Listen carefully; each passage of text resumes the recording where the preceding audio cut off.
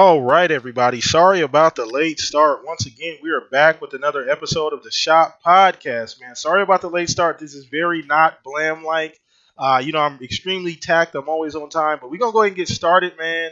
I'm gonna go around the panel. Obviously, we got a new, obviously a new person on the show today as far as a guest, as well as we were gonna have K Mega. He still may show up. I started everything extremely late, so I didn't really give everybody an opportunity to get in here. So as they file in, you guys make sure you say hello to everybody in the chat. Once again, thank you guys for coming out, hanging out with us another Saturday. I damn sure wasn't going to miss this Saturday, even if we started late, because we have phenomenal guests, we have phenomenal panel, as well as we have phenomenal people watching the show. So let's just go ahead and get around the panel so we can go ahead and just dive into these topics. Let's just start with the man of the hour, Mr. Obi-Wan himself. Now, you guys, if you're not familiar with him, he moderates for RDX. Shout out to Dealer for loaning me your boy. Appreciate it, man. Dealer's amazing. He always has amazing people on the show. Awesome guy. Go check him out as well. But he also is on podcasts. He, occasionally here and there. So I decided to reach out and invite Obi-Wan on the show. Give him a warm welcome in the chat as well. Go ahead and give yourself a shout out, Obi-Wan. Let everybody know where they can find you at, brother. First and foremost, man, thank you for reaching out and having me. Very humbling. Sup, chat. Like you said, I mainly moderate for RDX. That's pretty much the gist that all I do for YouTube-wise. But you can find me on Twitter at Obi-Wan for the win, or on Xbox, usually not playing Hulu. Nice. So appreciate you coming in once again. Me and him been talking. We were in party chat yesterday on Xbox talking. Fucking amazing guy, man. First time on the show. Now you know you got an open door policy, Obi-Wan. You already told you yesterday. You may get a random ass DM from me one day saying, "Hey, door is always open. Come on the show if you're available, man. You always welcome." So appreciate you taking some time out. Now let's get to the usuals on the Thank show.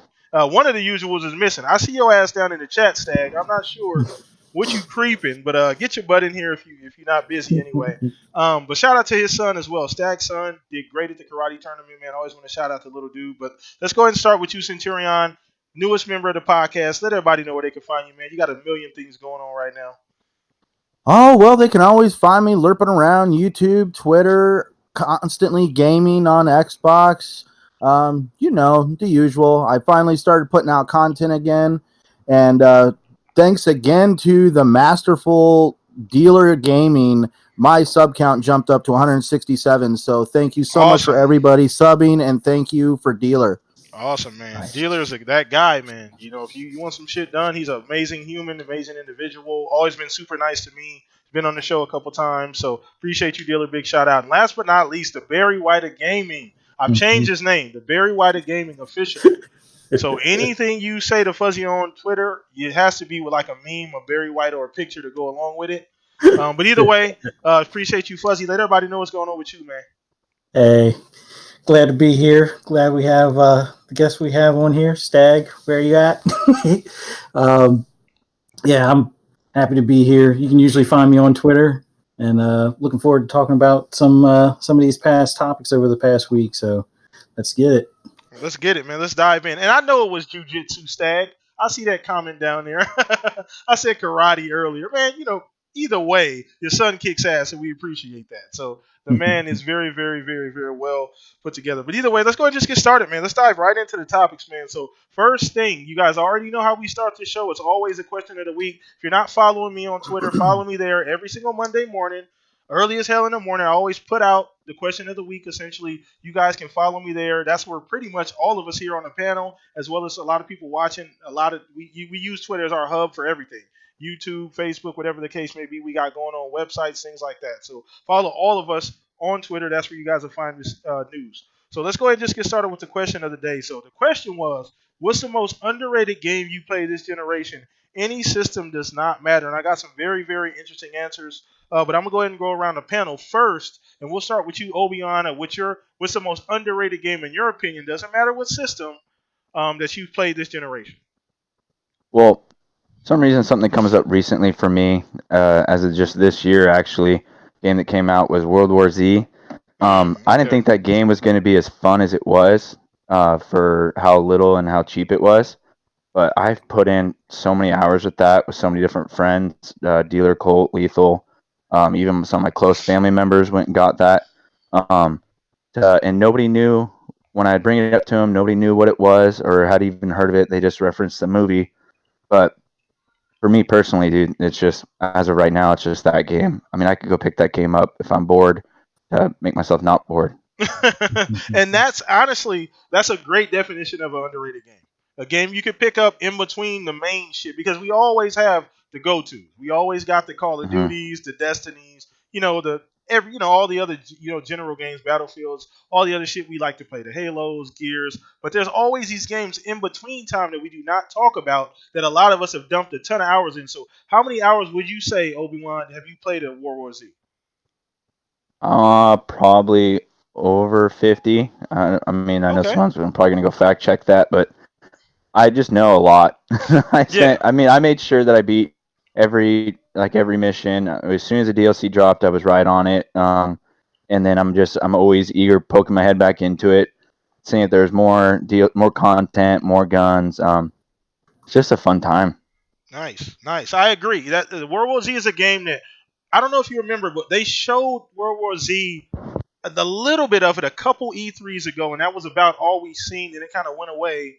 Then they brought it back out. Now, once again, you may have been following a little more closely than I did. I remember seeing the game, and my first initial thought was, how the fuck is the game supposed to run that way? Like, is it going to be consistent? Because you see all the zombies and the It's speed and how everything works out, it's got a and ridiculous amount of AI on screen at that's one what I'm time saying. doing some coordinated stuff. And when I took my brother on there once, I said, "You see that big, massive horde right there running through there?"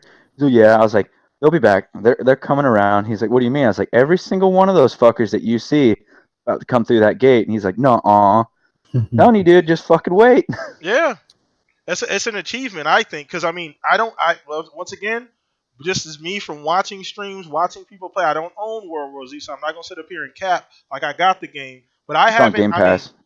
there You you know, go. But now it's on Game Pass. It did get to Game Pass recently. I did see that, but I'll be hitting you up. definitely, definitely. So I did see that, but either way, that's not a game that I mean. Once again, me watching, I never seen any like frame rate issues. That was my biggest thing. I'm like, if this shit is a stuttering mess, it's gonna be just a flaming garbage can because the game is what caught my attention was the amount of enemies, how fast they were, how consistent. It looked like a real scary ass zombie game. You're not getting that kind of zombie action. Nothing else is giving you that. I mean, Days Gone kinda is kind of giving you that, but not to that level of like I mean, it looked like the movie version. Essentially, people climbing on shit, them building like structures like fucking ants climbing on each other trying to get places. It's insane. So I Mm. agree with you to a point on World War Z. That's a great game. Once again, it's in Game Pass, guys. If you missed it, please go play it. It's a game you don't have to dump a ton of hours into. You can just pick the shit up and play. You don't have to be well versed on how to play it. It's a fantastic game, and I think Obi-Wan just put his stamp of approval. His most underrated game. So we're gonna keep this thing moving.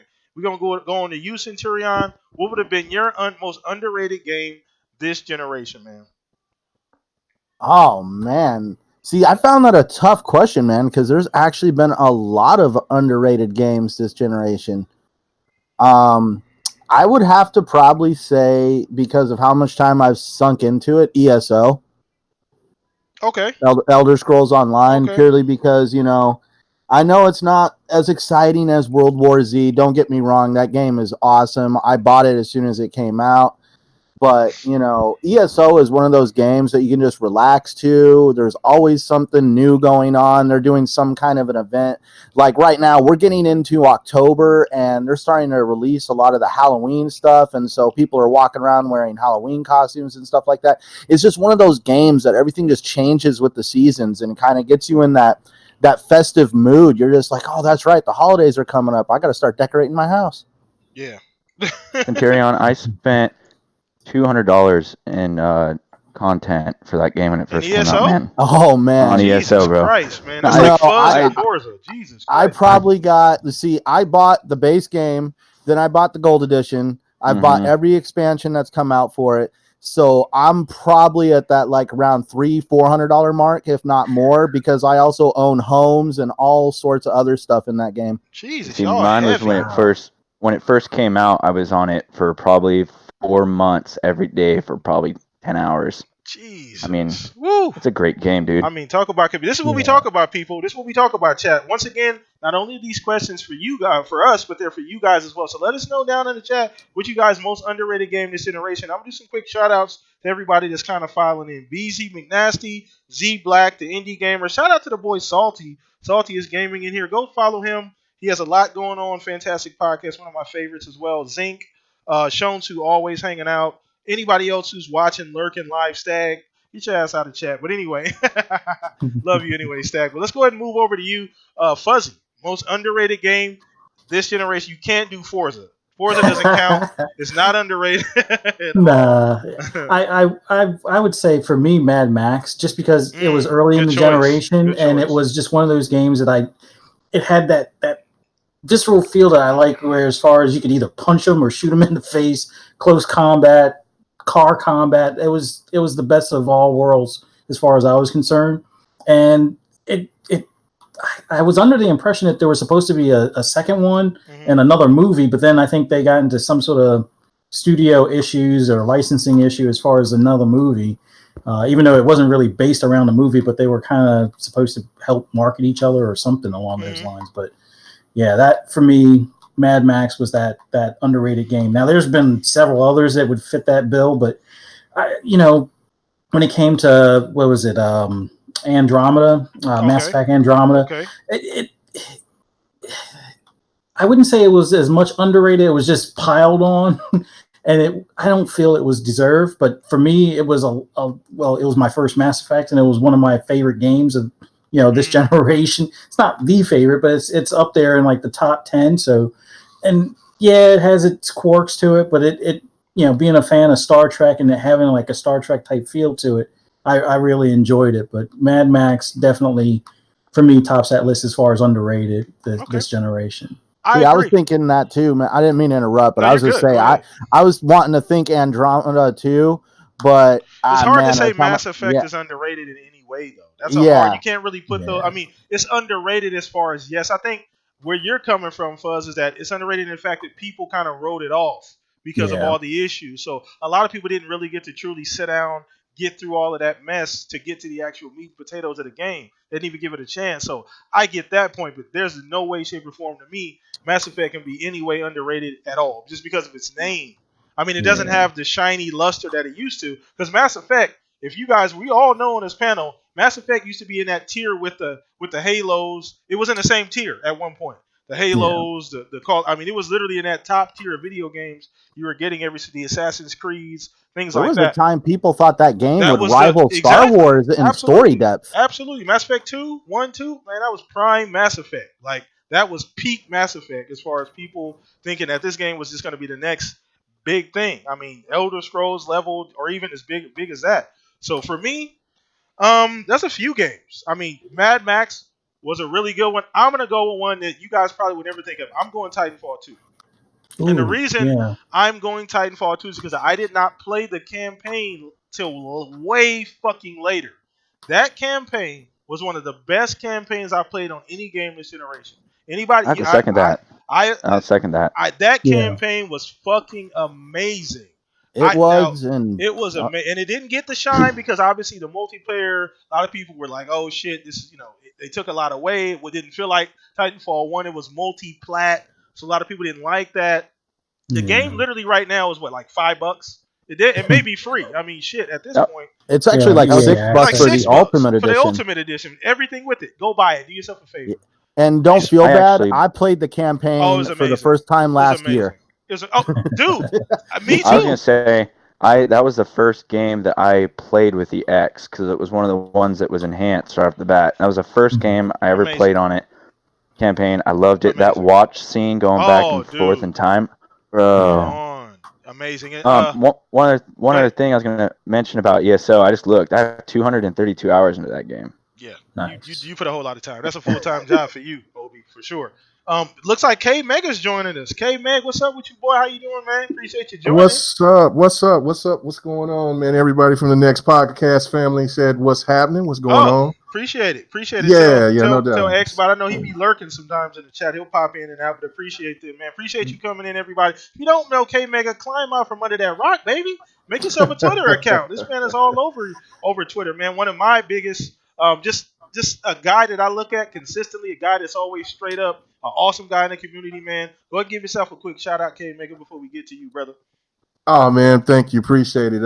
Man, just happy to be on, man. I mean, it's been a long time since I've been back on the show, so and just just honored to be here, man. I'm glad that you're still doing your thing and just want to show support, man. Oh, appreciate it. You know that ain't going nowhere. I ain't going nowhere, man. Oh yeah, I know.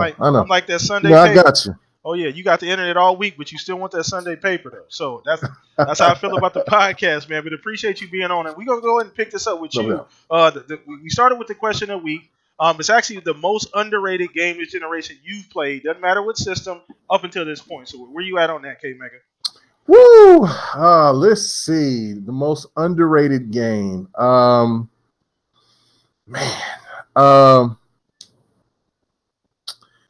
Gosh.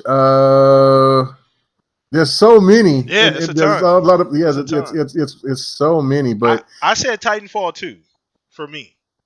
That is that game was a lot better, but it was a lot better than what maybe from the sales perspective, things like that or whatever. Golly. What did everybody else say? So Fuzz, you said Mad Max, which is a great choice. Centurion, you said Elder Scrolls Online. ESO.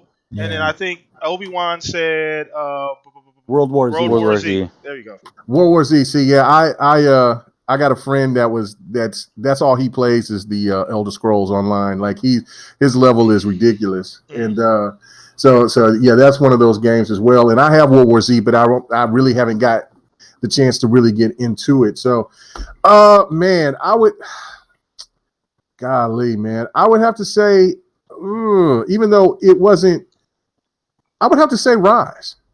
Oh, okay. I would have to say Rise. Okay. I would have to say Rise because I remember everybody knocking that game and saying that it was just a little silly hack and slash, and it's just a launch title. Mm-hmm. But once you go back and you play that game, which I did again, if you go back and you play it, that story was really compelling. Mm-hmm. Yeah, of course you got the enemies that looked alike and all of that. I mean, there's still the flaws of how the game was a launch title, but it was one of the best looking games that you could ever see this generation. Plus the fact that the story was really deep, and it had a really dope multiplayer. If people really didn't get into it, that multiplayer was pretty solid, man. And that's why I pray and I hope somewhere that Microsoft and Crytek can go ahead and try to work something out and try to bring us another rise because I thought that game was knocked down and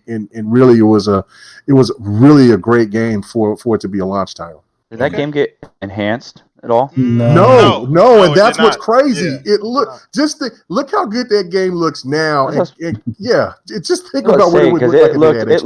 It looks better now than games that are coming out. Absolutely. So I was just curious if it did, because if it did, I go back and play the story because I don't remember the story much, but I remember going all out in that arena. Oh yeah. Games. See, I don't know why everybody was all like, "Why do all the characters look the same?" If you play Borderlands right now, there's replicated characters in that. There is a ton of games that use replicated characters. Absolutely. What the fuck do you think Destiny and Anthem and all that? Division. God of War is a fantastic game, and look at that. How many times you have to fight the troll? Yeah, I'm just saying. Yeah, I'm just being real. How many times you have to fight those trolls and the shaman, the witches or whatever, and then those little grunt looking things run around. Look, once you really started learning to kick ass, those things didn't really matter at the end of the day. So I just think that a lot of gamers nitpick on certain things, but it was a long list. I was going through games in my head while we was talking, and I was just like, Rise has got to be that one because it was highly scrutinized. Okay. I think it's a solid game. Hey, that game is amazing. Once again, Rise is free. People. Please just download it. Go play it. If you have not taken the liberty, it's free. You don't got to pay anything for it. You don't got to do anything. Just buy it, not buy it, but play it. You're gonna enjoy it, love it. So Rise is a game that I think is like wine. It kind of got better over time because you got to remember, maybe where we were at the time. We were doing the 900p, 1080p shit back then. That was what overtook Rise. It was a whole big deal about the resolution, and people didn't even talk about the game. It was just a difference. Why is this not 1080p at the time? And anyway, we're not going to dive into that. But let's go ahead and move on to the next topic. We got a packed house in here. Appreciate everybody watching live. Once again, retweet the link. There's a couple people retweeted as well. Appreciate that. Hit the like button as you come in. We appreciate that. That does help the podcast be noticed and seen, and we appreciate all you guys. So let's go ahead and move on to the next topic. So we're going to be talking a little bit of PlayStation Now specifically, and the changes that have come to PlayStation Now.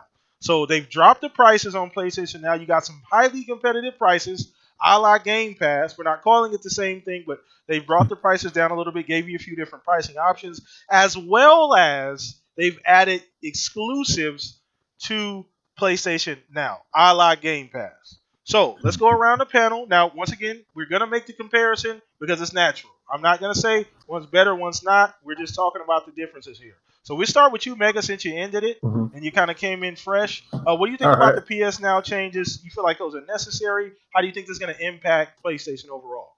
No, I definitely think that it's necessary. I think that the way that PlayStation Now has been structured, especially if you started and signed up way back in the days, you've seen that it didn't attract people because you was only renting these games, and those rentals were expensive. Like, you could buy games cheaper than what you could renting them for around a couple of, I think it was like 90 days or something like that. Mm-hmm.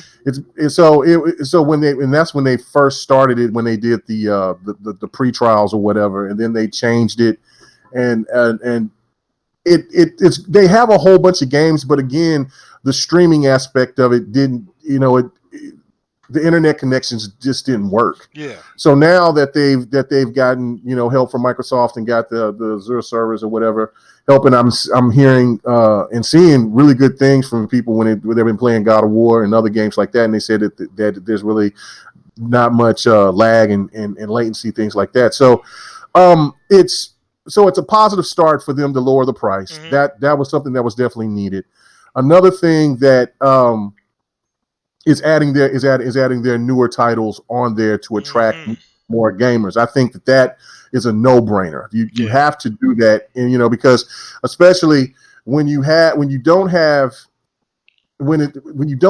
like upgrade or enhancements to your older titles, then those games look dated. And even though that you might have maybe 4 times as many games that the competition does, the fact of it is those games still feel really old because there's no enhancement. So you need to bring in something to make it feel fresh.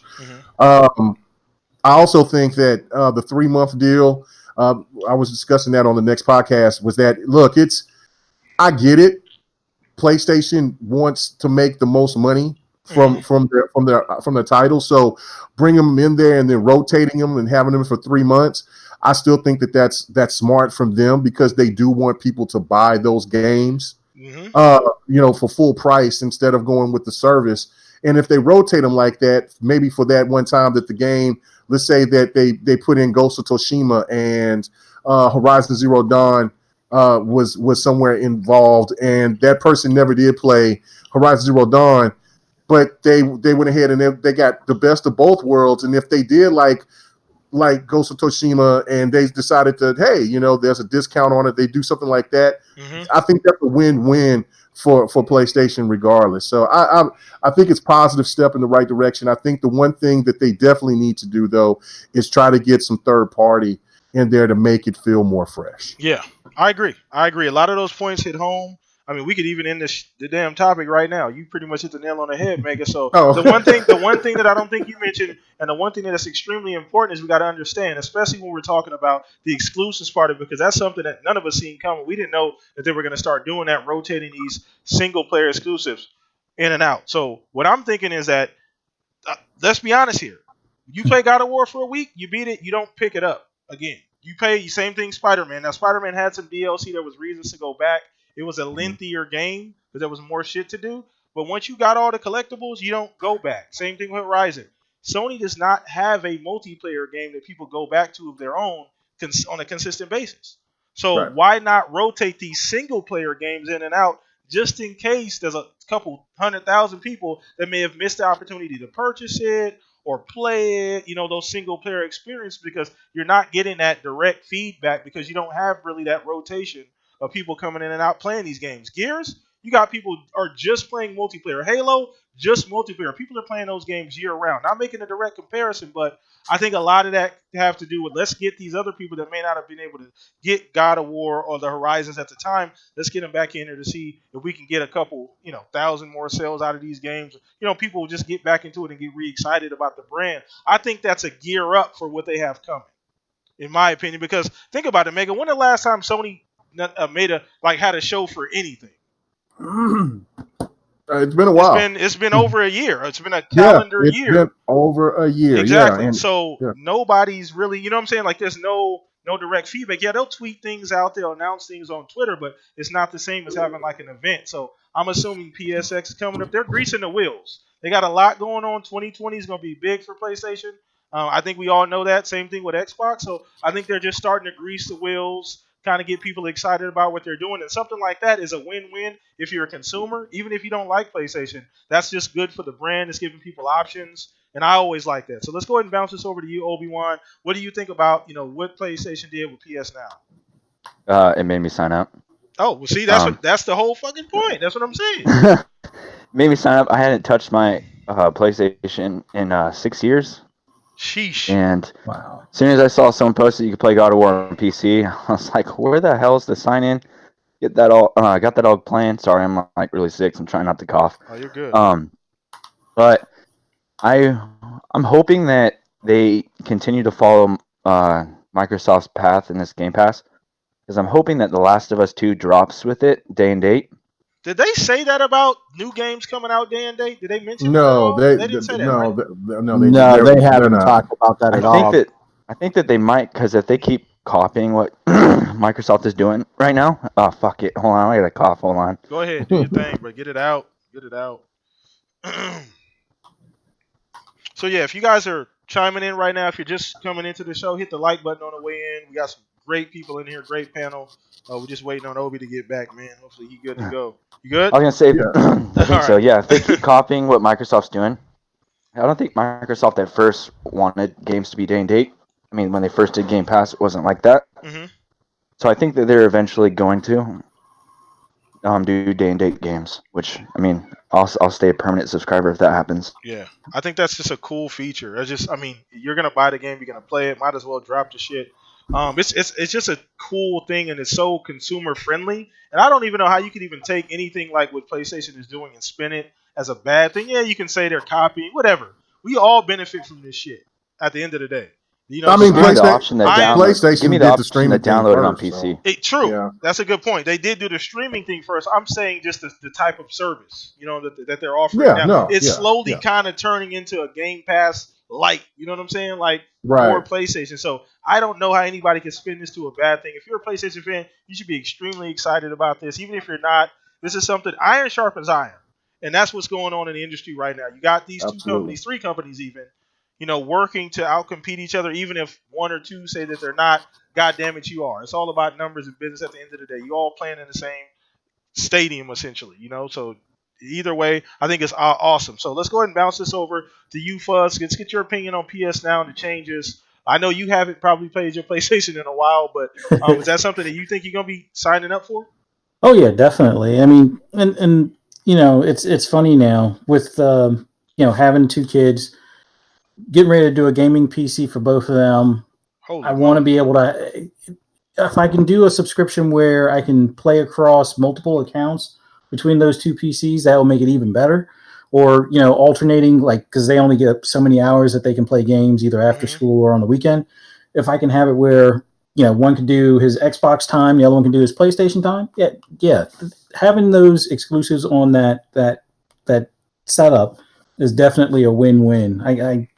I balked at, signing up for PS Now, even when you did the annual subscription, which for a while, they never even advertised that it was $99 for the whole year. Mm-hmm. I just saw initially it was $20 a month. I'm like, I'm not paying that. Nobody's paying that $20 a month. But the $100 a year, I was kind of like, yeah, that's not bad, but I still have my PS3 and all the games. I don't really need this. But, with the way they've kind of tweaked it so it's more like Game Pass type of deal, that's a win. I just got to get the gaming PCs built, and then from there, that subscription will be on those, and go from there. But yeah, Nice. I'm happy that they finally did this, even though the naysayers like, oh, they'll never do this. Business is business. It's They want to business. reach more people, I'm trying to tell and you. this is the easiest way to do it. We got to stop with this. We got to stop with this on Twitter. It's rampant. People acting like they know they can run a multi-billion-dollar company. It's all at the end of the day. It's all about business, and anything that's going to make that company more profitable, they're usually going to lean towards. But this is something that's profitable as well as consumer friendly. So I'm all for it. Like I said, iron sharpens iron. So let's get to you, Centurion, before we wrap up this topic. What do you think about PlayStation Now? Are you signing up for it, or maybe you've already been signed up for it, but are you actually going to like actively use it now with the changes? I don't turn my PlayStation on enough to actually justify getting the subscription Okay. service just yet. That's fair. I will be. That's fair. If they start dropping games day and date, I will obviously get into them. Maybe I might, yeah, because who wants to spend $60 on a game when you could pay $10 for a game day and date? Obviously, but well, there's two things. Well, we all know that Sony is trying to turn it into a Game Pass Lite. They are copying them. There's even some things floating around on Twitter how they're using the same wording as Game Pass. Oh, yeah. That whole Oh, phrase, yeah, I did. discovering Oh, your I new saw favorite game. that. I saw that on Twitter. Yeah, so yeah, it's kind of funny, but at least we could see the benefits of having competition in gaming. I don't like hearing people make the argument that PlayStation needs to go away or Xbox needs to go away or any company needs to go away. This just shows how competition affects gaming as a whole. What one does, the other person wants to try to do better. And so it is going to be really interesting going forward to see exactly on what level PlayStation is wanting to compete when it comes to services. Because let's look at like this. Microsoft, they're the king of services. That is their whole business model. Satya Nadella just came out that Windows is actually going to start taking a back seat because they're wanting to worry more about apps and services because that's where the real money's at. So it is going to be interesting to see how Sony is going to compete on that level because Sony has always been primarily a hardware manufacturer, and that's what they're really good at. That's why for every Xbox sold, 2 PlayStation 4s have been sold in its place. So yeah, it's just going to be very interesting going forward with this whole situation. Now, the only thing is, why are the games only temporary? Some of those, I understand They you. got to I start understand you could be somewhere. They them. got to start somewhere. You start somewhere, yeah, definitely. Now, obviously, outside of God of War, and did Spider-Man get put in there? I'm confused on that. I was told that there was only 4 games. Not yet. Not yet. Not yet. Not So, yet. outside of God of War, which also ironically was just put in to their PlayStation Greatest Hits lineup, all the games that they're pretty much putting into it right now are basically going for $20 or less. So it almost just seems like, oh, we'll just give them the stuff that we're selling for cheap. We definitely don't want to give them anything that's like, got some value behind it. Because I even thought like people were even trying to hype up that Grand Theft Auto was put in there. Come on, man. When someone's born in this world, you get a birth certificate, a social security card, and a copy of Grand Theft Auto 5. So it's just like, wait a minute, you're going to put the game that everybody's got like 2 or 3 copies of in that service? But yeah, no, but again, this is really good. It's definitely piqued my ears up because rather than looking at the titles that, are current in this gen, I have my eyeball on like the PS2 titles and stuff like that are in that service.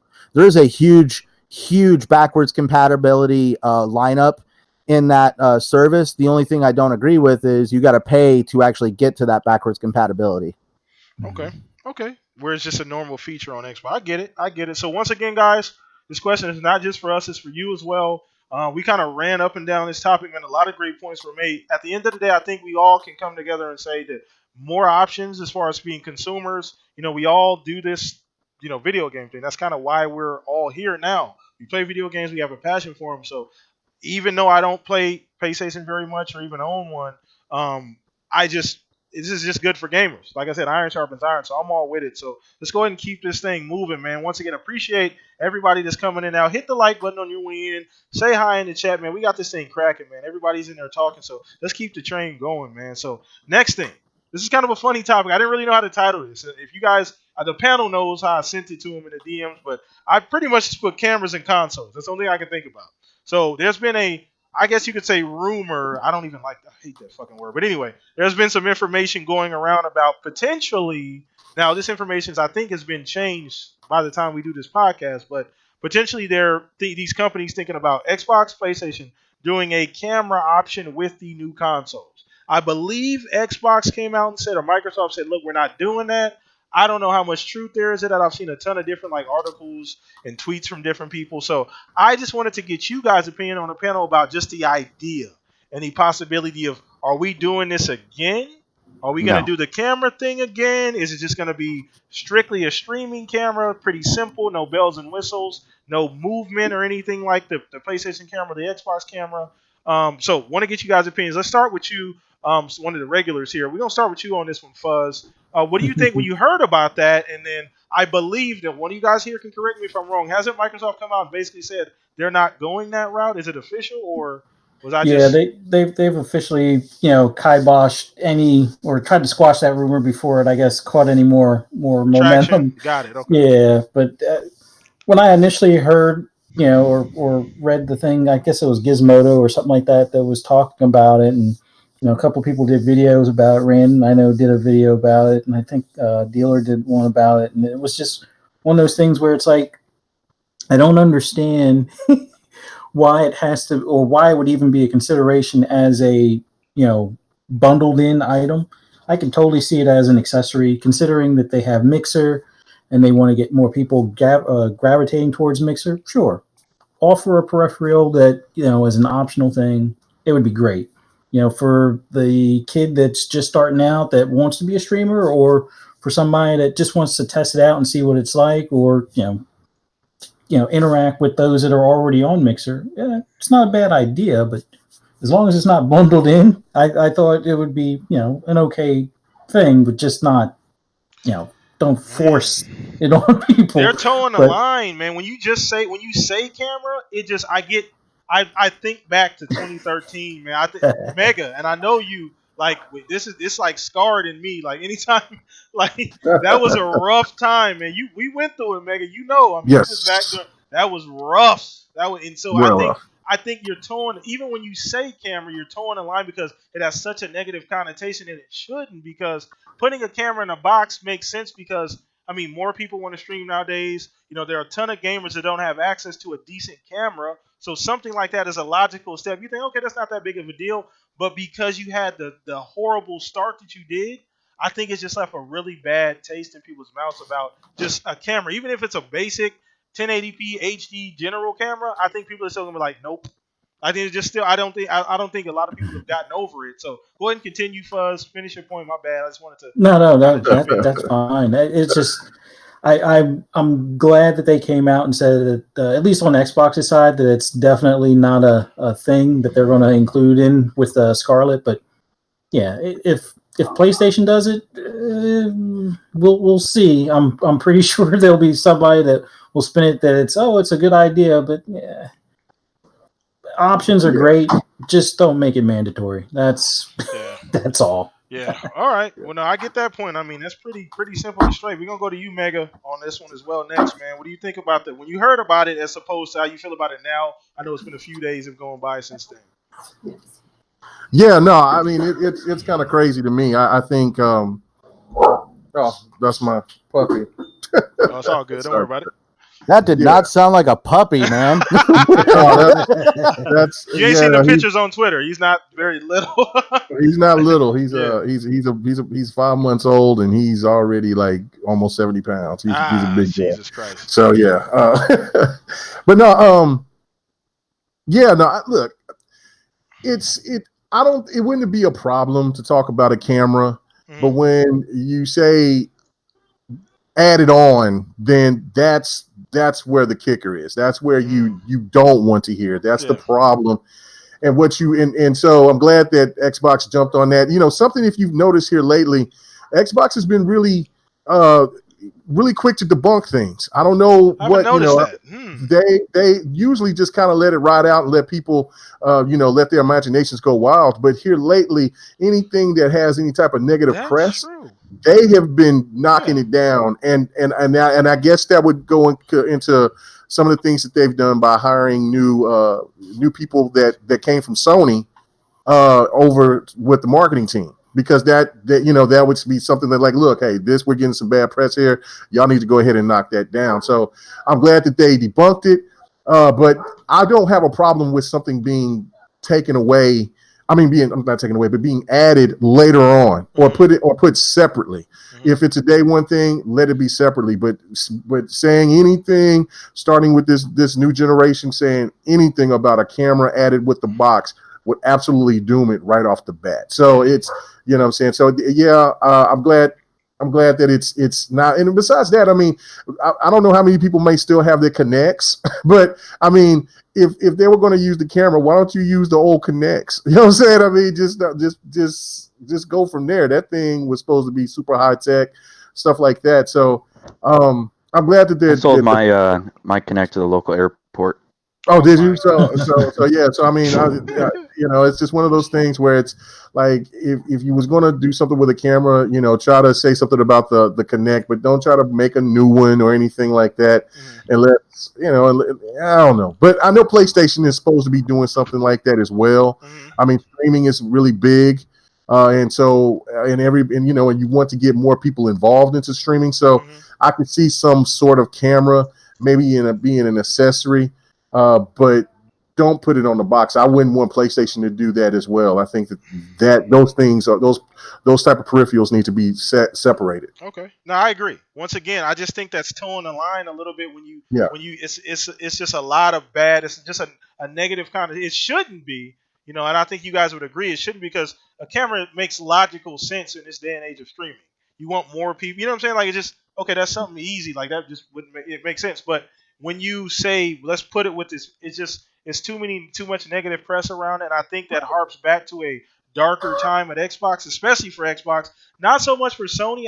I wouldn't worry as much for them, but I still don't think it's a great idea. I don't think they'd get the kind of flack that Xbox got, because once again, the first Indian over the hill gets all the arrows. So that's typically how it works, unfortunately. Yeah. But I think Sony would do it in a way to where it wouldn't be as scathing to their brand if they decided to do something like that. Because they see where Xbox has dropped the ball and they can capitalize on that. But I just think that's too close, man. Like, if you're gonna do it, like you said, you could do it separate and say, look, we just got a little regular 1080p camera, Xbox brand, maybe 4K, $100, $120. I don't know. Some people will buy it. There's a lot of camera options out there you can buy. So I don't know how much competitive it's gonna be in that market, but that's a tough sell for me. I think it's a tough sell for just anybody who remembers 2013. And I don't know how many people that is, but for me, I'm like, yeah, let's kind of shy away from that. Let's get these games out and this console out first, and we'll worry about that kind of stuff a little later on. But Obi-Wan, we're gonna go ahead and go over to you, man. What do you think about that when you first heard about it as opposed to now? I was fine with it at first because I don't care if people spy on me. I got nothing to hide. But I think now, like with today's client, like I think today would be bad. It'd be bad for image. It would get destroyed. So exactly what all that K Mega said. Oh no, we could paraphrase. We could put that in a document. You could email that to him, Mega, because we for real. You're right. No, it's tough. That's tough just for the Xbox brand. And but you're right, K Mega. One thing I did notice, and this is a good point. This is kind of left field here, but you brought up the fact that they have been squashing. You know how every so often we get this rampant Xbox rumor. Every like 3 to 4 months we get some rumor, and it shit just takes off for like a week or two, and everybody's like, "Well, no, that's not what it is," and they kind of just let it go. That has not happened. They've come out and they've kind of jumped on shit early. They've stumped shit out quick. Like, look, this is not going on. They did it with Halo. I remember after when people were worried about Halo being battle royale. Hell no, we're not doing that. Nope. Halo is not going to be. So they jumped on that news early. So you're right. So let's go ahead. Last but not least, Centurion, man. What do you think about the essentially about the camera, the possibility, even on PlayStation? Well, for starters, PlayStation, I'm pretty sure one of those. You know how it goes. PlayStation can do no wrong. Uh, I would be surprised anybody though is toying with this idea, especially Microsoft, because of the whole incident with the camera in the Kinect. Mm-hmm. Everybody. There was even a company that was selling things to put over the camera so they couldn't spy on you. Accessories. But now, I actually just sent this to you in the chat. Okay. Remember, I sent this from Windows Central. It's kind of funny that this is kind of like a double-edged sword for me. One, I don't believe Microsoft should be toying with this idea, at least putting it in the box. Mm-hmm. It is definitely got to be something that you can buy separately, kind of like PlayStation VR. You need the camera to work the VR, and so therefore the camera either comes with the VR headsets or you can buy the camera separately. That makes sense. I forgot about PlayStation V. That makes it's easy. That's like an easy way to just say because the VR works off of the lights. It sees the light. Yeah. And for a lot of people, if you didn't know, that's why your PS4 controller has a light on top of it, is so that camera can see it. That was originally intended for. So yes. Now that what I just sent you was from WindowsCentral.com. This actually came out October 4th. It looks as if Microsoft has just filed a patent for a form of VR that actually involves a mat that goes on the floor. I heard about that. From the diagram, it actually looks like a very large rug. It also has a stylus and some other stuff, but also in this little blueprint for the patent, you can actually see a Kinect actually on top of the television. What in the hell? So, yeah, if you actually go through the article, you'll actually see on top of the television where the person's like standing on the mat, you'll see the Kinect device on top of the television. So I don't believe that they're going to include this with the console because they want to give people an option. But I do believe that there is validity to the statement, because if Microsoft is starting to toy around with VR, to make VR operate, you need a camera. Makes sense.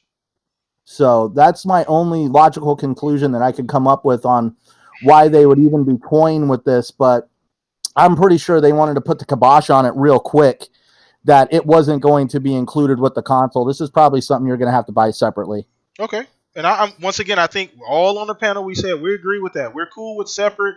Let's put it separate. I don't even know what the price point would be, but if they're thinking long run VR, who knows? That's something that we've always kind of talked about. Are they going to dabble in VR? They did the AR thing. That's coming along very nice. Obviously, there's no true like home use for it as of yet. It's all commercial, health, military, that kind of shit. They're doing some other cool things with it, but that's so far off it's not even funny. So VR, who knows? So we may see something in that space. I think it'll be cool.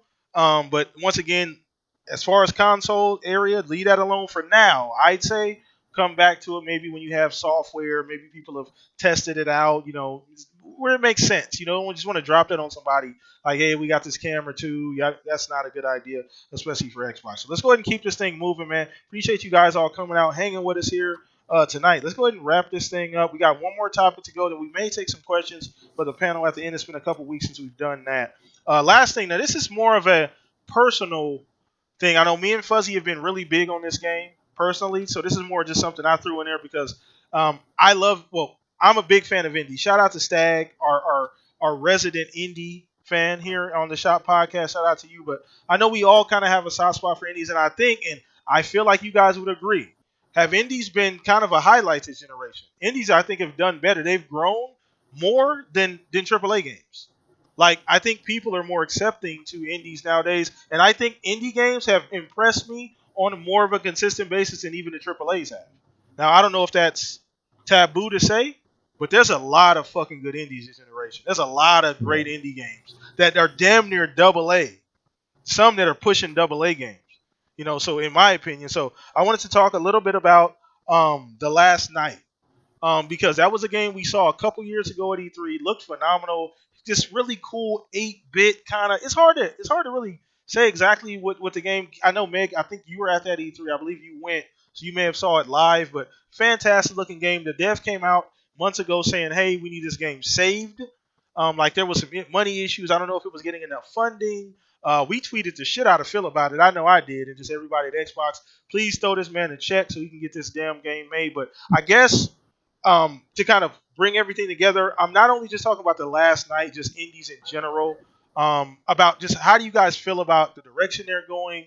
And you guys agree once again as far as like a game like the last night needs to be made for this generation? And there's so many games we can highlight throughout this genre as well that are indies games that have been really just consistently good, more so than last generation. A lot of last generation, we was getting a bunch of shovelware. There was some highlights, but a lot of it was just a bunch of nonsense. None of us played. So I'm gonna start with you, Mega, on this one. First of all, you remember the last night. You remember what I'm talking about, the indie. Yeah, no, I remember it. Yeah, it was the colorful looking game. Colorful, Yeah, 8-bit kind of. It was insane. Yeah. It was like a mix of kind of cyber punkish a little bit. Yeah, absolutely. Yeah. Absolutely. It looked really dope. Yeah, no, they did not have it displayed. Okay. Yeah, playable or nothing, but they showed it, but they didn't have it. Like you walked and you see it on televisions, things like that, or monitors and stuff like that, but it wasn't playable.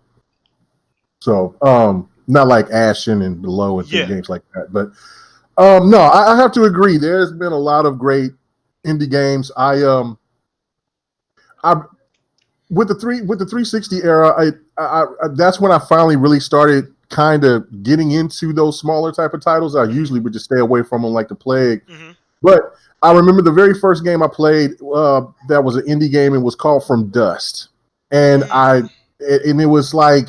If you look at it from on the screen, you be like, oh, that little crazy word everybody say, that game's trash. Yeah. That game, I played the hell out of that game. I thought that game was absolutely fantastic. I mean, you was basically like a god or an entity or something, and you would try to save these people from, this tribe from just like all types of weather situations. So you would kind of dictate, like if a volcano goes off, you would move the earth or put places where water could stream and block the lava so the people can get across to the other side. Oh wow, that's it was cool concept. it was a really, really, really in-depth game for what it was. But like I said, graphically it didn't look outstanding, but it was really a cool game. I loved it. Then going to this generation, I have to say, and that could be one of the games to me that I could put as underrated was Child of Light. Child of Light was a fantastic game. I loved it. I loved the art style. I thought the game was it's not what people may think that I would play, but if you ask Xbot and then Don and everybody else, I play a little bit of everything. And Child of Light was a fantastic game, and I played that game completely from start to finish. I didn't play really anything else. I thought that game was fantastic. But no, I agree. There have been some strong indie titles. I mean, of course, the ones that everybody knows, like Ori and Ori is Ori really an indie though? Was it ever? Yeah. I mean. Yeah, Mega really? Was it ever Mega? Mega. Yeah. No, what you call it? Like Ori 2 may be looked in that category of being up there into the bigger games. But but when Ori first came on the scene, it was an indie title. You know what I'm saying? It was a smaller title. It just didn't look like it. Yeah, it's hard to say Ori because you see the quality. Like Ori I think Ori is an exception to the rule. Like just like Cuphead. I think Cuphead is an exception to the rule. Like you get these games that are so unique and they're so just well done. There's other indies too. These are just the ones that have kind of taken that next step to the the next plateau. But yeah, I just have a hard time looking at Ori as ever being. It's just the game is so well done. It's hard to see that like that was made by this small little ass studio on a small. This is prior to Xbox saying, "Hey, here's some money." And I think that's what indies are. It's from small developers. Yeah, I don't think it's yeah. So that's why I look at it like that, and I'm pretty sure that I don't know, they may have increased the amount of people that's worked on Ori 2. I'm telling you right now, Ori 2 looks so much more better than the first Ori. It blows it away. Like when we seen it at E3, we swore to God that that they upgraded to like a AAA. It looks that damn good. I mean, it looked good. We watched it. It looks amazing. It blows the first one away graphically. It is amazing looking. Like, no, I'm looking at it right there, and it was me and 108 Dragons, and we were like, "Are you kidding me? This game looks amazing. Like it's like like how you would do comparisons to Gears 4 to Gears 5. Oh, okay, got it. Yeah. Okay. Like that. So, another game I enjoyed it. It has to be a small studio because I've never heard of them before. But there was this game called Initial 2, New Stage. That game is really cool. It's a beat 'em up, and a lot of people have been asking about where these Japanese titles for Xbox. That's the game right there. And I don't think this game is on PlayStation. It might. I've looked for it. I didn't see it, but it is available on Xbox, and that is a smaller title, but it's a beat 'em up. They got some real cool moves. Graphically, it looks a little older, but it's very entertaining game. So you can check out Initial 2, New Stage. And then, of course, you got Inside, even though I hate the ending on that game. There's just so many. So like I said, I know I'm going long, but I think that those games are fantastic. There's a lot more out there that I didn't mention, but Max and the Curse of the Brotherhood, games like that, they have stood out more than a lot of maybe AAAs, and there seems like a lot of people may have been upset or disappointed with certain games that people may thought that would have been really good for big titles, and indies has really shined. So I'm glad that they're stronger than ever. Yeah, absolutely, and I agree. So you know what? Let's take this time. I want to give a huge shout out to Chris Charla, the head of the indie program, the ID at Xbox. He's when it was first announced, I didn't know how invested Xbox was in indies, but just in general. But they've done a fantastic job at finding some great studios, being extremely inviting. Any indie studio that enters the program generally has nothing but great things to say about the way they've been treated. You don't hear about these indie developers being put under the gun, time constraints, creative constraints. You don't hear any of that. And they've done a fantastic job at kind of sifting through and finding some real talent. And we're seeing the benefits of that talent with Ori, with Cuphead, with all these other games that are coming out, with like a Tunic, with Yooka-Laylee. All these other games that have come out this generation have been amazing. So let's go ahead and throw this over to you, Obi-Wan. Now, I always like to show love to a little bit of different things. So we're on the indies today. So, any indies of noteworthy you've played, and what do you think about just the fact that I feel like indies have grown this generation at a far better rate, and that you got higher quality indies than any generation in the past? I think obviously last generation for the most part, but this generation so far, I think has been amazing on the indie front. I never really dabbled in indies very much until Rand told me to play the What Remains of Edith and Fitch. Oh, Edith Finch, okay. And so I played that one, and I was like, man, the story in that game is really, really good. And so I branched out and I played Abzu and a few other ones. I can't remember the name off the top of my head. But I think that because I used to avoid, like Kim said, I used to avoid them like the plague. Yeah. Wouldn't touch them at all. And but now, no. If you guys have any good recommendations, I want to branch out and play more of them. Oh, hit up Stag. Stag will have 50 damn records. That's what I heard. I heard he's the indie king. Stag is an indie guy, as far as that goes. He'll tell you everything. That's what he streams for the main part. But go ahead and finish your thought. I don't want to interrupt you. But no, yeah, it's getting bigger and better, and Ori's a good example of that.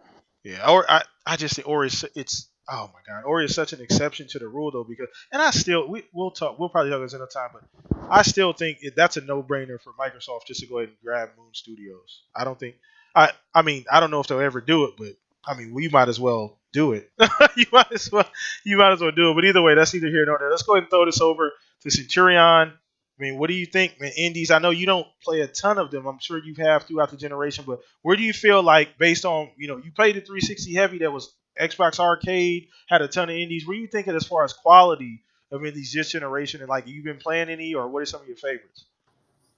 I haven't played too many, but I am not against them. Now, when it comes to indies, it doesn't matter whether it looks like a AAA or it looks like an Atari game from back in the day.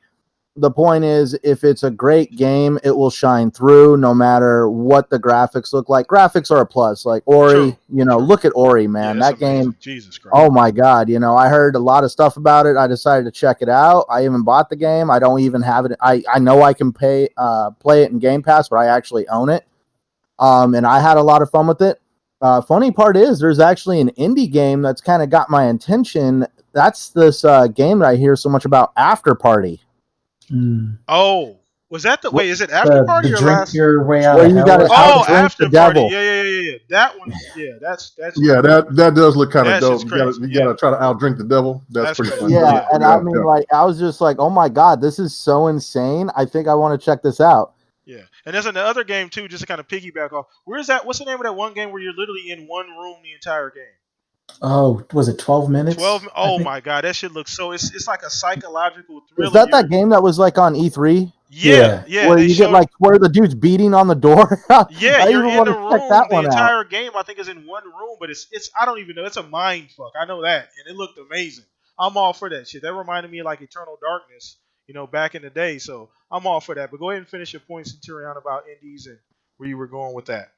Man, well, that's the only thing, man. Like, like when it comes to indie games, man, though, like I'm not trying to like reach out on a limb here or anything, but indies are the backbone of the gaming True. industry. Good point. We got AAA games coming out, but it takes years to produce those, millions of dollars with like hundreds of people. These guys are doing it with anywhere from 10 to 20 people, and they're Or doing less.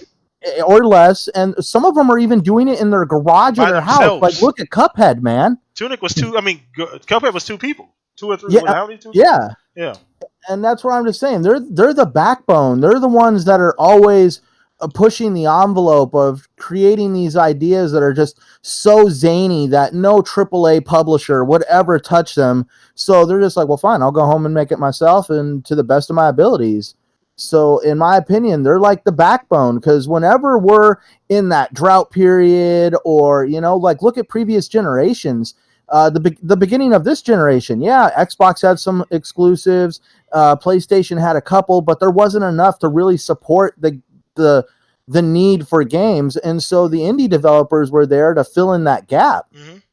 Absolutely. And I think, like I said, the quality of indie games as well as the talent we're seeing come up in the industry, starting from indies, is amazing. And I think, I mean, like you said, I think they're the backbone. I think they always been the backbone. I think they're even more so the backbone now, because a lot of people be capping. A lot of people really act like they don't ever touch indie games. And I don't know why that is. Like, it's this taboo thing that, like, oh, I can't say out loud I play indies. Get the fuck out of here. They're video games. Like, people really act like that. Like, maybe I'm tripping, but people really act like it's a taboo thing. Like, oh no, I only play Call of Duty and God You of War. see Like, these that's guys with these outrageous gamer scores. Well, that's What do you think they did that on AAA? No, that's true. Shout out to Rand and everybody else that does a gamer score thing. But no, he's right. There's that as well. The achievement hunting indies are great for that. That's kind of part of the reason that they're as relevant as they are, is because people do like to you know trophy hunt and gamer score hunt, things like that. But there are some phenomenal games. Do yourself a favor,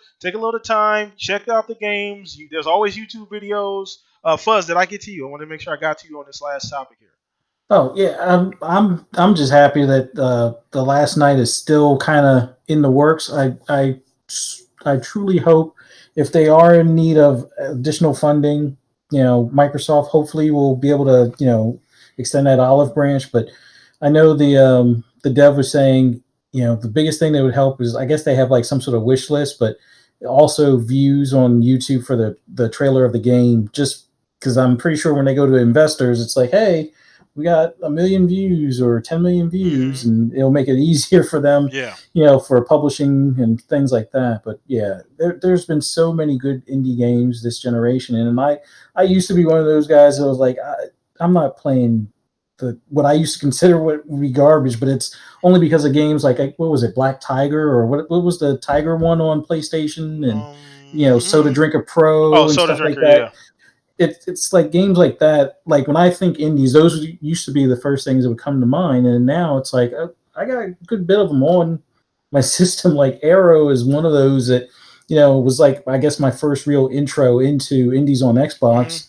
And to be honest, Resogun was pretty much my first intro on the PlayStation. So it's definitely been better. I say better in comparison from my perspective, just because I didn't really bother with indies on previous generations. It was just, it's either AAA or I'm not buying it. But now it's a totally different story. It's like, we wouldn't have since we don't have SimCity for console, City Skylines is that perfect fit. It fits that niche that I've wanted. And you got like Survival Mars or I forget the name of it. I got it on here somewhere, but there's like a Mars one of that. There's just so many good ones out there. I mean, yeah, Ori one's definitely one of those indies.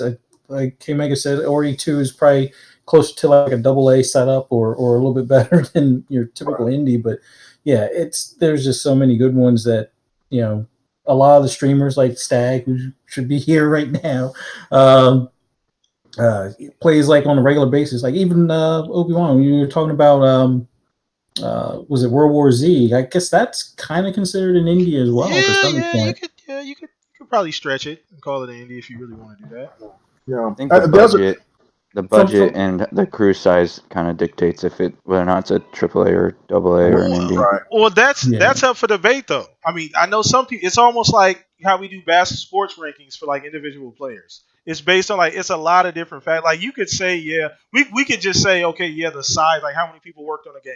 Does that qualify as an indie? But I mean, I look more just at quality because you can tell me if you took a blind test and put Ori on the screen and said and put it next to I don't know some other AA game or like a Mad Max or something, I guess comparative.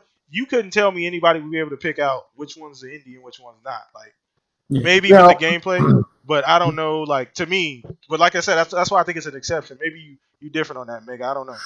Well, no, that was the thing that I was going to say was that I played an indie game called Valley, and I was tripping out because it looks really good. Like, damn, what? But and then you keep going through it and keep playing it and keep playing it, you kind of see where you can tell that it's kind of budgeted, not graphically though, and that right there, I think is where, because I don't know how many people worked on that game, but it was a cool game. I beat it. It had a really really in-depth story. It was a lot of exploring and things like that. You had to do a lot of jumping and stuff like that in there. But the world itself looked beautiful, and graphically it was stunning. So I don't know, man. I think when they say indies, it's all about the size of the group, not so much of if they can make a powerhouse game graphically. Because I've seen games on the PC that's considered to be indie or low budget, and they push out some strong graphics. So I don't know, but yeah. But Ori 1 is still considered an indie though. Yeah. Uh-oh, what happened? Can you hear us? No, I can hear you. Okay. I can hear. All right. But, PTK, do you have a microphone? Uh-oh. Did he cut out? Uh-oh. The host is gone. Can you guys hear me? Yeah, we Okay, can hear you. All right, I'm sorry about that, man. My fault. Houston, but, we have a problem. I know, right? Tell me.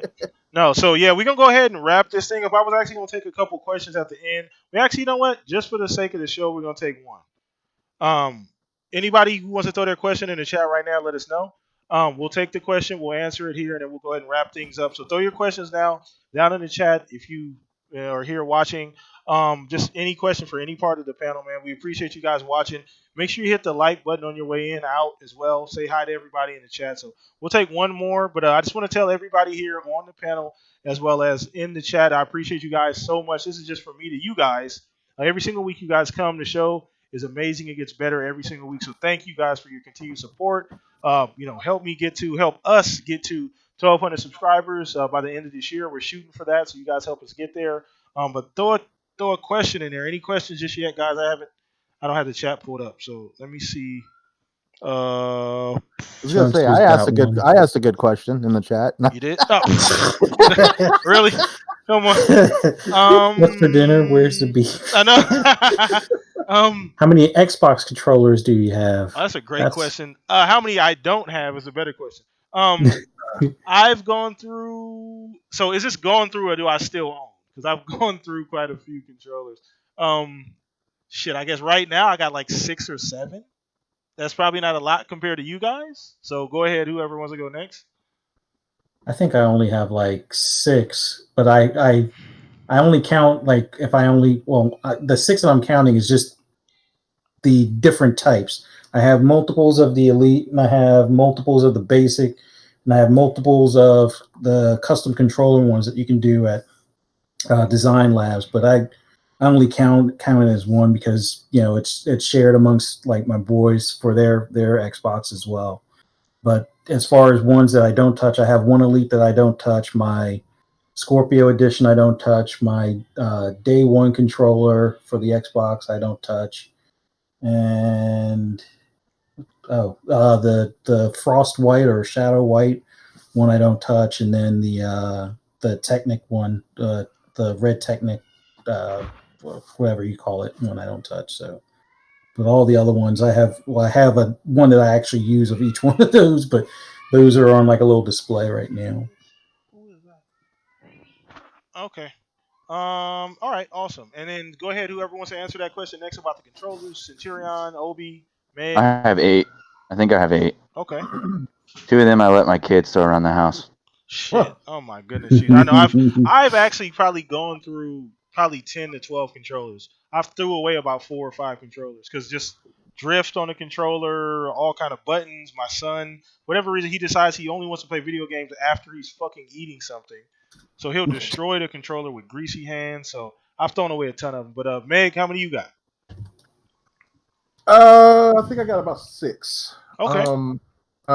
It's same thing. I've had 4 that I don't have anymore, and that would be included the Day One edition. That thing just, I guess I got hands of stone because I think I just destroyed that puppy. I don't have it anymore. I got 2 Elites. I have a Los Angeles Rams. Here we go. Yeah, you know how it is. You know how it is. Go Rams, man. Hey, what was up with we ain't gonna get into that. We ain't gonna get into that. Oh man, come on, bad call, bad call, Yeah, man. Hey, I'm worry. But Greg the Leg didn't make the kick, so regardless. But you know what? Still go Rams. I would hope that they would extend it and go and try to see if they could do colleges as well, because that would be crazy. Colleges would be dope. Yeah, absolutely. That would be dope. But yeah, I got that. They and may then have to I worry got about licensing though, wouldn't they, with college or no? They wouldn't have to worry. not if it's going through NCAA. It's not like it's having players' names. It's That's just true. Would be the team. I forgot. So, You're right. So yeah, I think that would be really smart of them to do that. They would sell a lot more. I got the hashtag save lock controller. You know what I'm saying? Which is the Halo 5 controller with lock, with Spartan lock, and just 2 regular controllers. So it's yeah. So cool. Well, I got like a mixed. I got the Gears one. I got there's a couple. I got 2 of the military ones that they did. The one with the camo. I got 2 of them. I got a black one, a white one. I got another Gears. So I got a mixed bag. I've had a couple of different ones. No Elite though. I haven't made the jump to the Elite. I don't know. I'm gonna get that Elite too though. Oh, that thing feels real good, good. Yeah, okay. I got to play that at E3. It was really dope. It feels a lot sturdier around the triggers and the analog sticks. You better be talking to Fuzzy on that one. Fuzzy, the bumpers and the triggers.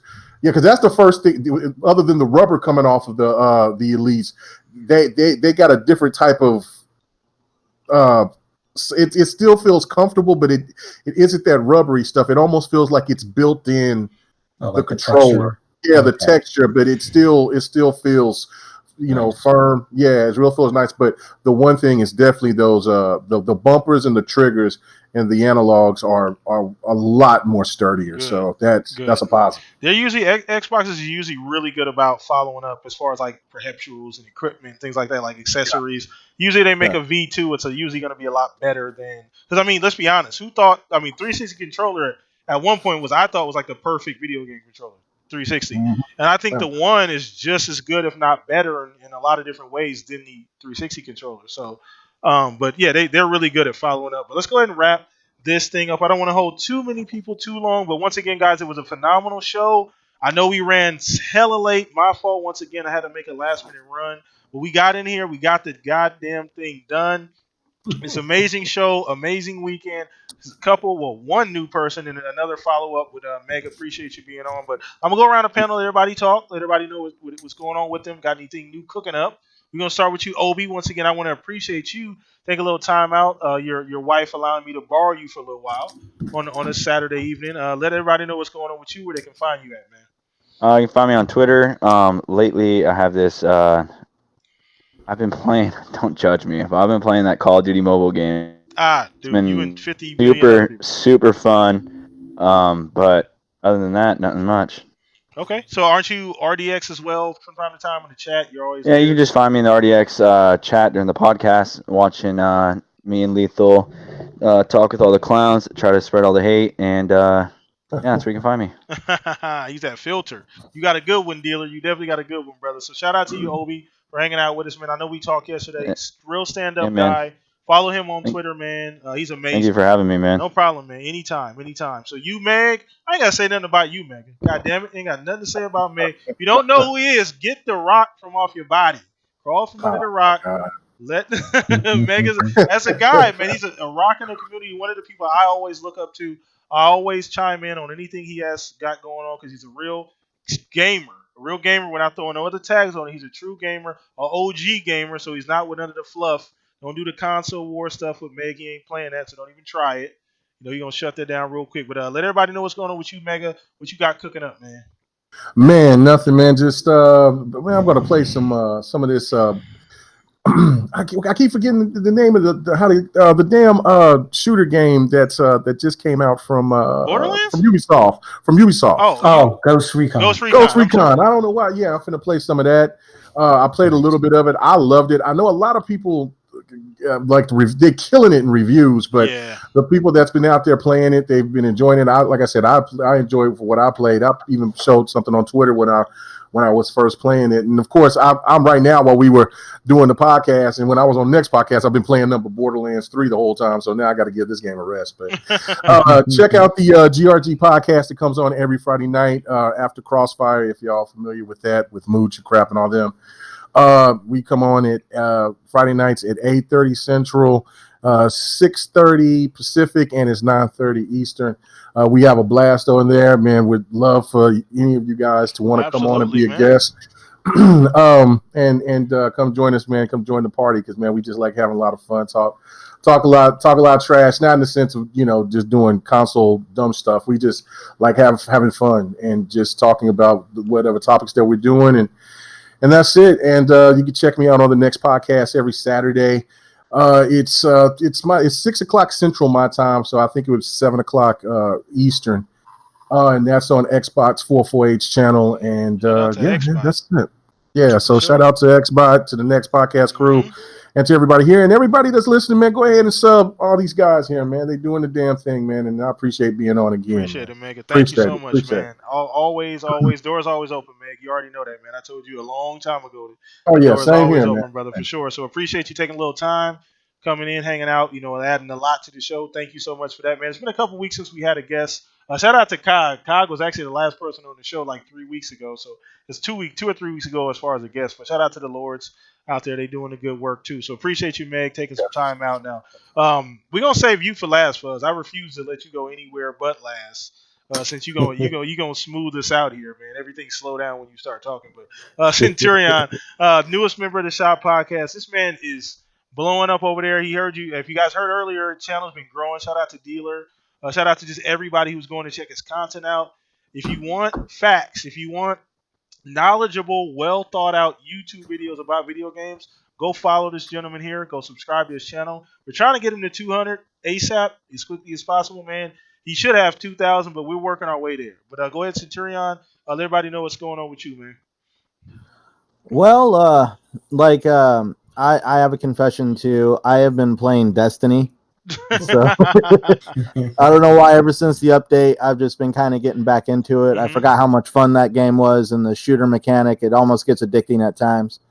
But anyways, you guys can always find me right here on Saturday nights with you guys on the Shop Podcast, home of the first ever podcast I've ever been on.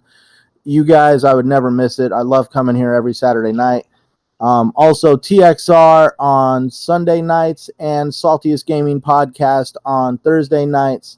I can also be found lurping around on YouTube and Twitter at Centurion1307.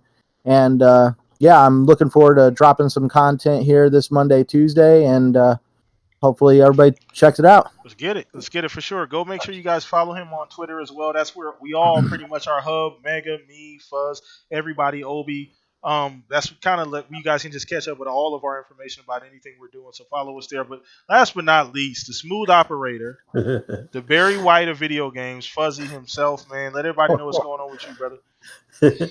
Well, you can catch me on Twitter at fuzzy_Belvedere, PlayStation Live, or what was it? PSN, fuzzy_Belvedere, or Xbox Live, fuzzy space Belvedere. More than likely playing Forza or Division 2. But yeah, it's been fun on here with you guys. Look forward to this every Saturday. Great having Obi-Wan and K-Mega on here. It was a ton of fun. Awesome. And last but not least, the host with the most, PTK Blam across the board. As I tell you guys every week, come game with me on Xbox, PTK Blam, Twitter, my first and last name, or just look up PTK Blam as well. Doing a lot here on the podcast. We're going to be making some changes here, man. I got some things coming up. Now that I got a little bit more free time, got a new schedule coming up. So, I got a awesome promotion at work recently. I'm sure you guys saw that. Congrats. Thank you for that, man. A lot of hard work goes into that shit, man. Jesus Christ. Moving up them corporate ranks, Mega. Man, I'm gonna need a loan, brother. Man, hey, look, hey, come on, hey, you gotta let me get there first. Let me get there, man. We'll work on that. Wink, wink. We'll work on that, man, for sure. I already got. We'll figure that out. But either way, man, appreciate you guys every single Saturday coming out, showing up, showing out. Amazing show once again next week, same place, same time, 6 p.m. AZ time. I only do that because it if I do any other time, it throws everybody off. So we're just gonna stick with the 6 p.m. AZ time. But follow us here, hit the like button, subscribe on your way out. Appreciate you guys so much. We're out of here. See you guys later. Enjoy the rest of your evening. Peace out. Later. Peace.